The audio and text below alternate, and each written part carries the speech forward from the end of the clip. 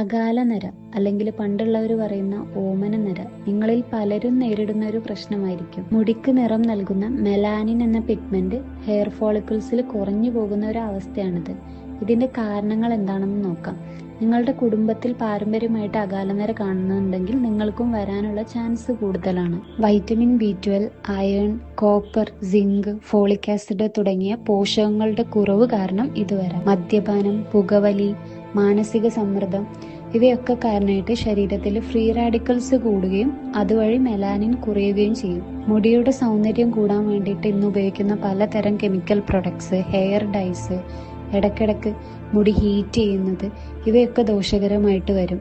സ്ത്രീകളിൽ കാണുന്ന തൈറോയിഡ് പ്രശ്നങ്ങൾ, PCOS പോലുള്ള ഹോർമോൺ പ്രശ്നങ്ങളും ഇതിന് കാരണമാവും.